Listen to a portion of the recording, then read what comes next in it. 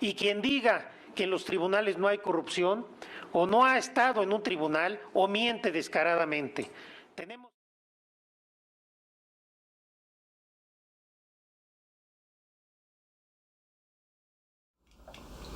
Según el Índice Global de Impunidad 2020, los países con mayores índices de impunidad son, en el número 59, Guatemala con 49.66 puntos y 60, México con 49.67 puntos.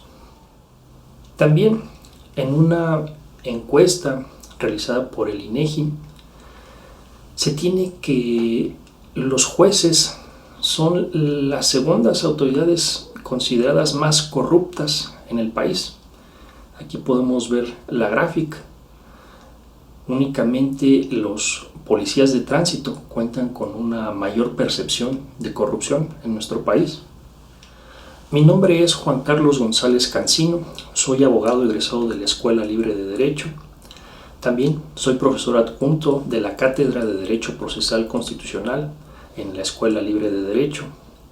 Soy abogado litigante desde el año 2009.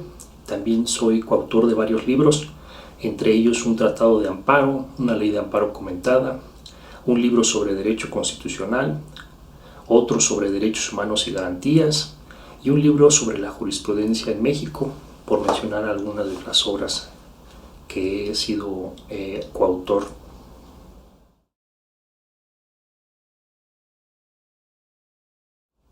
Pues idealmente nuestro sistema de justicia tendría que corregir esas violaciones que se dan a los derechos y a los patrimonios, y por derechos me refiero a derechos en sentido amplio, aquellas violaciones que sean cometidas tanto por las autoridades como por los particulares a esos derechos tendrían que ser corregidas por el sistema de justicia.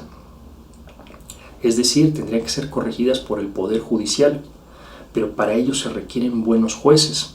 Si tenemos buenos jueces, esos buenos jueces pueden poner en cintura, pueden controlar a los otros poderes, refiriéndome al Poder Ejecutivo, al Poder Legislativo y también a los delincuentes o a las personas que cometen ilícitos. Es decir, las injusticias deben ser corregidas por el aparato judicial, deben ser corregidas por los jueces.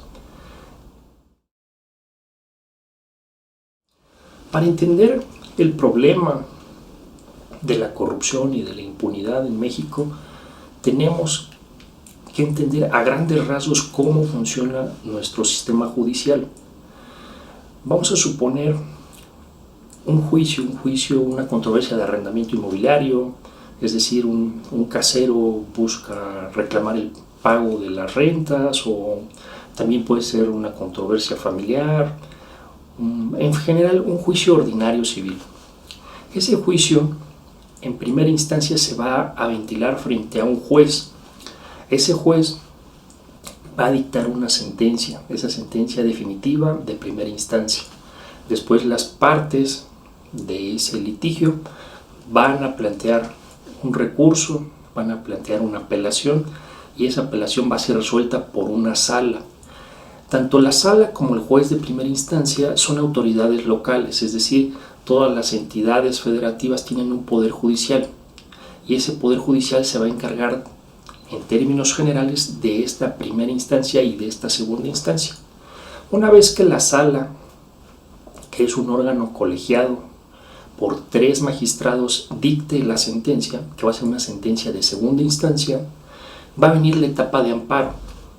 Aquí en la etapa de amparo, en términos generales, podemos decir que va a conocer un tribunal colegiado, que es un órgano jurisdiccional conformado por 3 magistrados. Esos 3 magistrados van a ser quienes van a resolver el amparo que se promueva. Es decir, en esta etapa de amparo, ellos van a dictar otra sentencia. Normalmente los juicios ahí van a terminar. Excepcionalmente van a llegar a la Suprema Corte de Justicia. la Suprema Corte de Justicia, ya sea que funcione en salas o en el Pleno, ahí van a resolver el juicio de forma definitiva. Es la excepción. La regla general es que los tribunales colegiados sean quienes terminen con los litigios, pero a grandes rasgos así es como funciona el Poder Judicial y los juicios en México. Vemos que hay una etapa que está a cargo de los poderes judiciales locales y hay otra etapa que está a cargo de los poderes judiciales federales o el Poder Judicial Federal.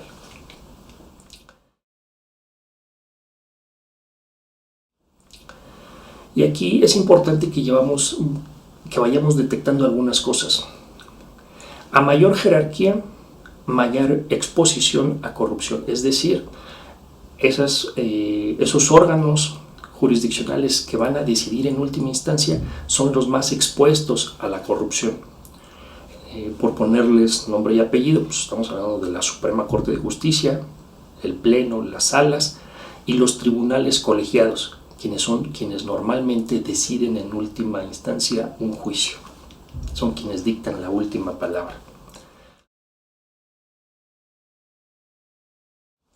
También es importante que veamos el caso de que en ocasiones las personas que cometen ilícitos recurren también a jueces federales para obtener suspensiones con la finalidad ya sea de evadir la acción de la justicia, sea que haya alguna investigación en su contra por la comisión de algún delito, o también muchas veces lo que buscan es esconder los bienes, muchas veces dinero que está en cuentas bancarias, buscan esconderlo, buscan diluirlo, buscan transferirlo a otras cuentas que no puedan ser rastreadas, y esto para también evadir, por ejemplo, algún embargo, alguna medida precautoria, algún congelamiento de cuentas.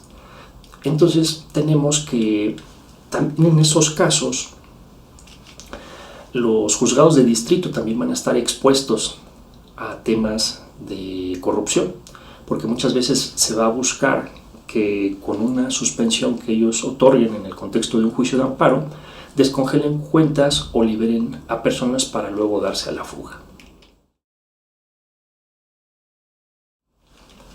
Otro aspecto que vale la pena mencionar, y aquí me voy a apoyar de una investigación hecha por Mari Carmen Medina Carrillo y Fernando Silva García, es que al propio interior del Poder Judicial existen incentivos laborales que tienen resultados, pues la verdad, contrarios a la justicia. Y aquí, por ejemplo, ellos citan que en el año 2016, por cada 100 demandas presentadas, demandas de amparo, solamente 40 fueron admitidas, y de esas 40, solamente 10 alcanzaron una sentencia. Y de esas 10, solamente 5 fueron cumplidas. ¿Qué revelan estos números? En palabras de estos autores, que los juzgados que más desechan demandas de amparo son los que son calificados como los más productivos. Y esto es así porque la productividad de un juzgado se mide en función del inventario de juicios activos que tiene cada juzgado.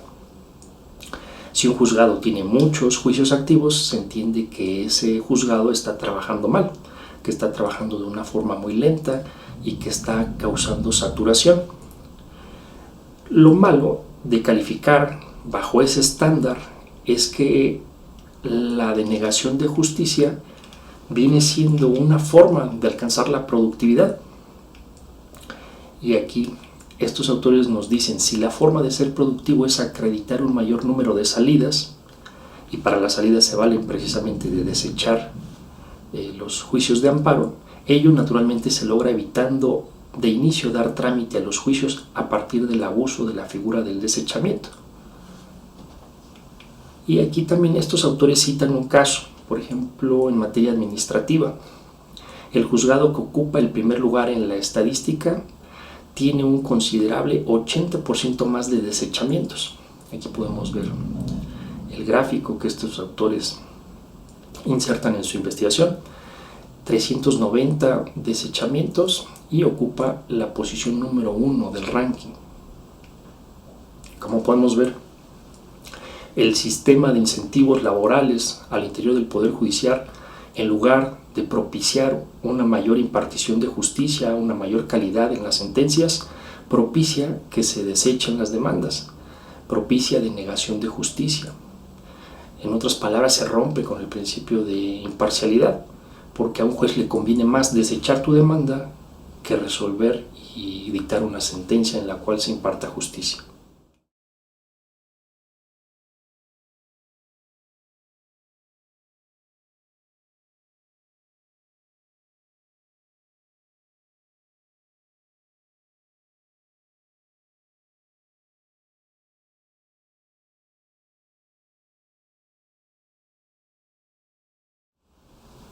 Ya hemos visto que las autoridades que más están expuestas a la corrupción, y también decirlo, a las amenazas, porque también hay jueces honestos que tienen la voluntad de impartir justicia, pero que desafortunadamente son amenazados en su persona, en su patrimonio, en sus familias, pues son los integrantes del Poder Judicial Federal. Ello atiende a que normalmente son estos jueces, estos integrantes, estos magistrados, estos ministros, quienes deciden en última instancia el sentido de las sentencias en todos los juicios. ¿Qué pasa cuando los más susceptibles a corrupción están impartiendo clases? Recordemos que hay que aparentar, hay que guardar las apariencias, hay que complicar las cosas para que no se sepa ciencia cierta cuándo se está cometiendo un abuso. En ese sentido, aquellos integrantes del Poder Judicial que tienen una labor académica en universidades, en centros de investigación, difícilmente van a exponer estas incongruencias, estos incentivos perversos que existen al interior del Poder Judicial, sino todo lo contrario. Van a tratar de diluir el Estado de Derecho, alegando de que el derecho no es una ciencia exacta y que más bien se requiere de una labor interpretativa muy amplia. Estas personas van a impulsar teorías que les sirvan para perpetuar sus altos márgenes de discrecionalidad. Y a manera de ejemplo, simplemente veamos qué postura tienen estas personas respecto de la labor interpretativa, porque la labor interpretativa es la caja de Pandora. Si nosotros aceptamos esas teorías que maneja el Poder Judicial respecto de qué es la interpretación en términos tan laxos, en términos tan amplios, pues prácticamente no hay Estado de Derecho, porque ellos van a decidir qué es el derecho. No vamos a tener una Constitución, porque la Constitución siempre va a ser lo que ellos digan que es la Constitución.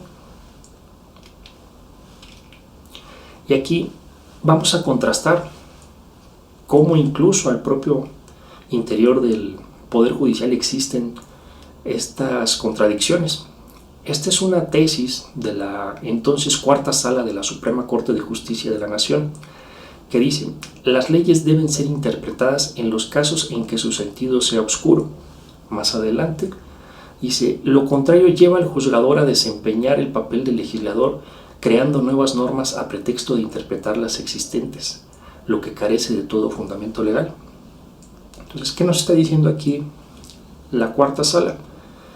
Que cuando existe una disposición que es clara, pues tiene que aplicarse. No se puede invocar la interpretación para distorsionar el sentido de algo que ya es claro. Desafortunadamente, el Poder Judicial tiene una postura totalmente ambivalente en este tema.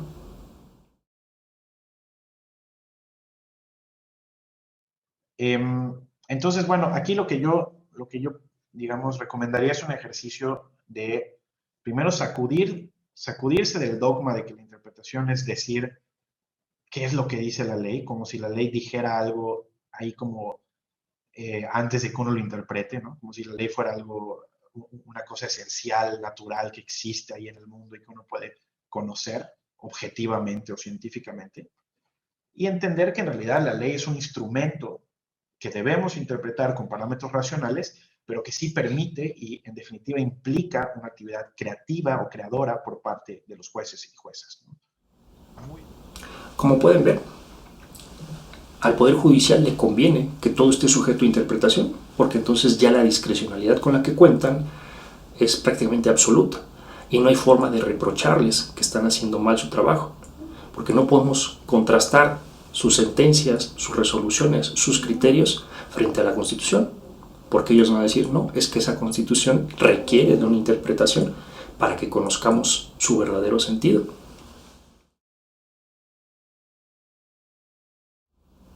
Ahora, retomando el tema de los desechamientos de las demandas de amparo, de esa estructura de incentivos que establece que los jueces que más desechan demandas de amparo son los más productivos, veamos qué repercusiones va a tener esto en la academia.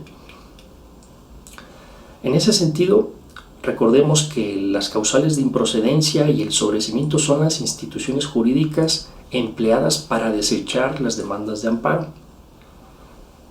Estos jueces, magistrados y ministros que den clases nunca van a hablar de que las causales de improcedencia sean contrarias a la Constitución o a los derechos humanos.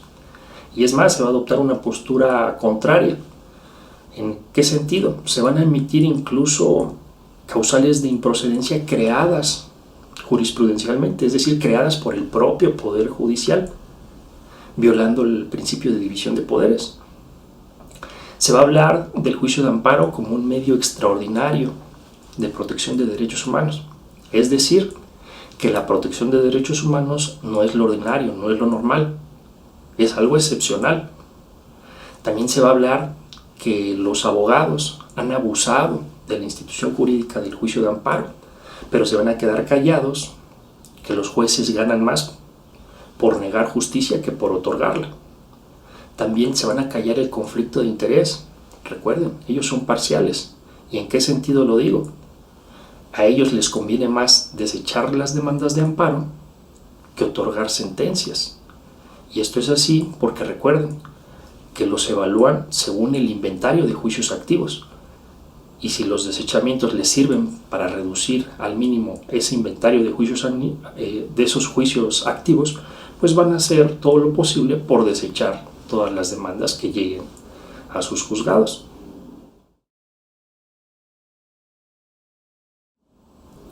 Otra forma en que el Poder Judicial, y en específico la Suprema Corte de Justicia, va a darle apariencia de jurídica a su labor es por medio de la jurisprudencia.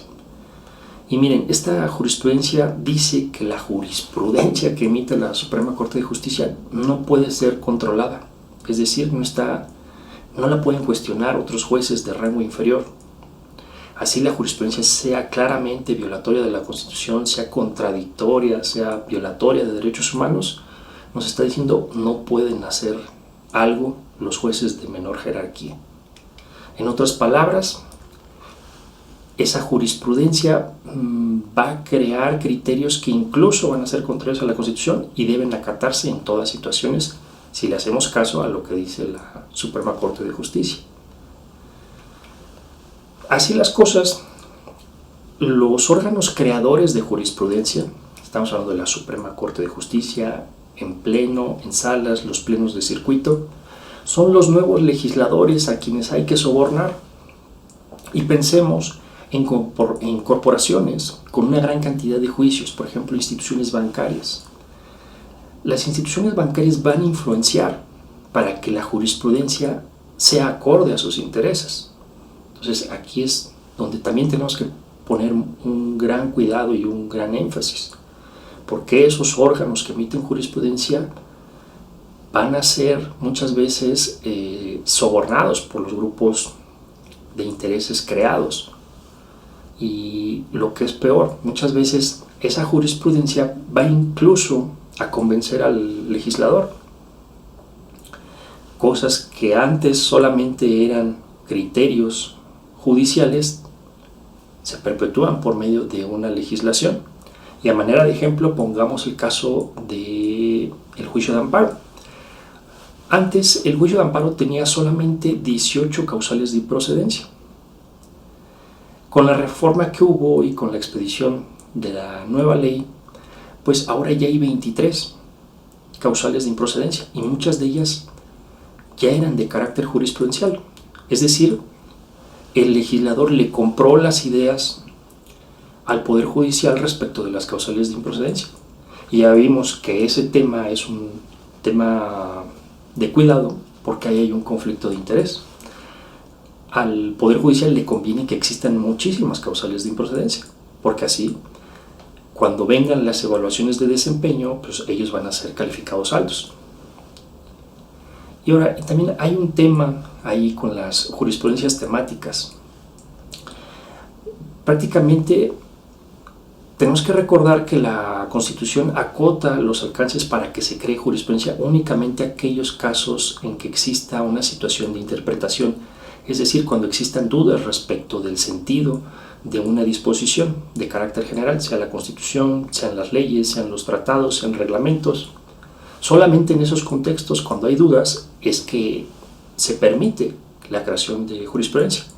Desafortunadamente, la Suprema Corte de Justicia y los órganos que tienen facultades de crear jurisprudencia han abusado de esa facultad.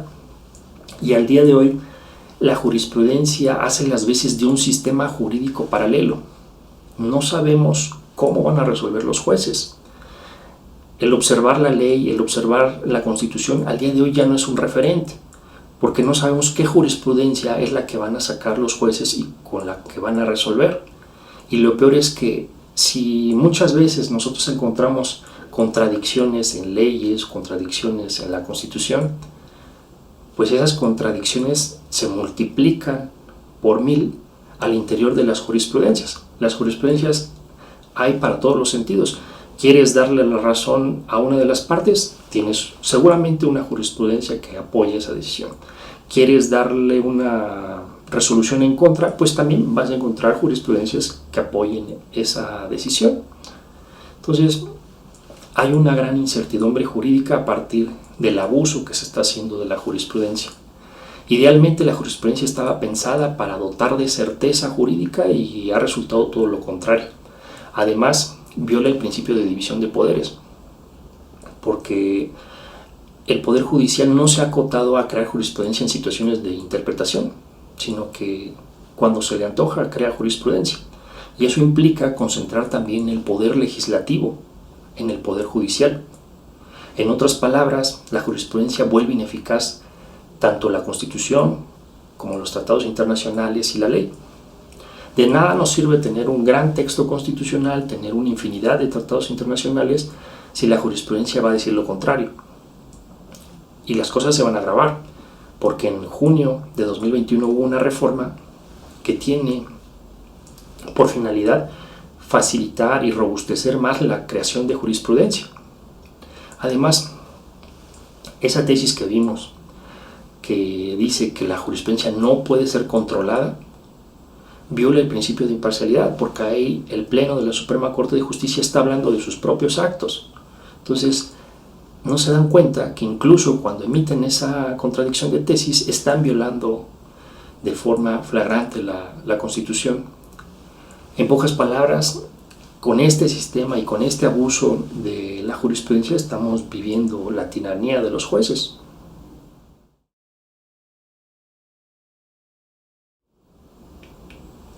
Sí, ya vimos que los órganos con mayor jerarquía al interior del Poder Judicial son quienes reciben los sobornos, porque son ellos quienes tienen la última palabra en las controversias. No es de extrañarse que la Suprema Corte de Justicia pretenda acaparar esa facultad, ser la última palabra. Y aquí incluso también recordemos que durante mucho tiempo la Suprema Corte de Justicia interpretó que el artículo 133 de la Constitución no establece el control difuso, siendo que sí lo establece. ¿Cómo se puede explicar esa interpretación que hizo la Corte? Pues simplemente quería quedarse con el monopolio de decir qué establece la Constitución, de ser la última y exclusiva intérprete de la Constitución.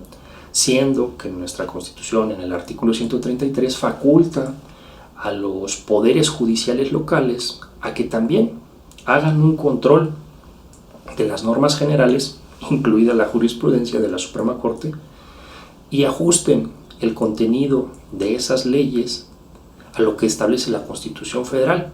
Si en algunos casos ello va a implicar que no van a hacerle caso a una jurisprudencia, no van a hacerle caso a algún artículo específico de la ley, todo ello con la finalidad de respetar algún precepto constitucional, pues eso es válido en términos del artículo 133.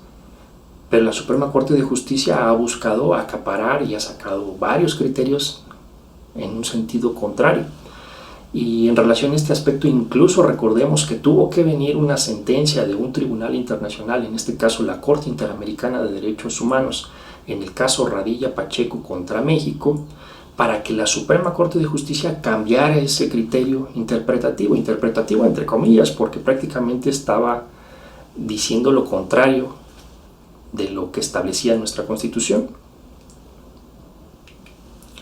Otro aspecto que conviene sacar a la luz, o al menos platicarlo en este contexto, es la cantidad que existe en México de jueces.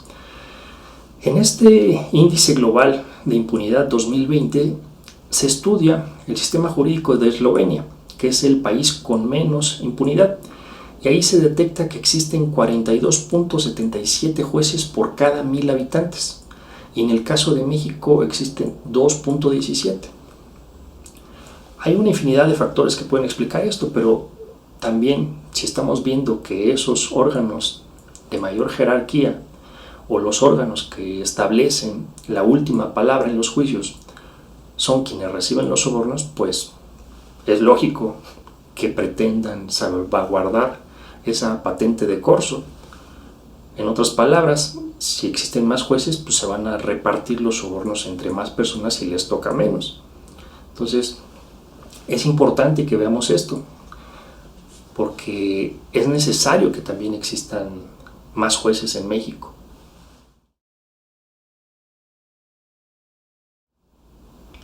Pues, en primer lugar, hay que hablar de este tema. Este video no pretende ser exhaustivo, pero sí al menos plantear la estructura del problema. Hay que establecer controles financieros a los integrantes del Poder Judicial de la Federación, que son los más susceptibles a la corrupción. Hay que aumentar el número de jueces y hay que crear un sistema de incentivos laborales que evalúe el desempeño de los jueces según la calidad de las sentencias y no en función del inventario de juicios activos. También hay que ser muy críticos respecto de todo el material didáctico que vienen de estos jueces que también se dedican a la labor docente, porque recordemos, hay conflictos de interés. Necesitamos detectar en qué casos están abusando de su función y pretenden con teorías, con investigaciones, incluso con publicaciones académicas, camuflajear ese abuso de poder. También algo que es muy importante es que la opinión pública saque a la luz a este nuevo actor, que son los jueces. Simplemente ustedes hagan un análisis. Los periódicos, los noticieros, las columnas editoriales hablan de los expresidentes, de los legisladores, de los gobernadores, pero ¿y de los jueces? ¿Cuántos nombres de jueces están en la opinión pública? La verdad es que muy pocos, pero todos sabemos con los nombres de al menos 3 expresidentes. Todos sabemos el nombre de algún gobernador, y muchas veces porque están involucrados en escándalos, en actos de corrupción. Pero ¿cuántos jueces tienen igual fama? La verdad es que han pasado desapercibidos, y ahí es donde tenemos que poner más atención. Tenés a los jueces divididos entre corruptos, temblorosos y temblorosas y héroes aislados. Es una institución que no tiene liderazgo. Saldívar se dedica a dar discursos y a codearse con la sociedad capiar mexicana, pero no veo ningún liderazgo antimafia como el que sí tuvo el presidente de la Corte Suprema de Brasil, de Colombia, de Costa Rica, y hablo de países hermanos.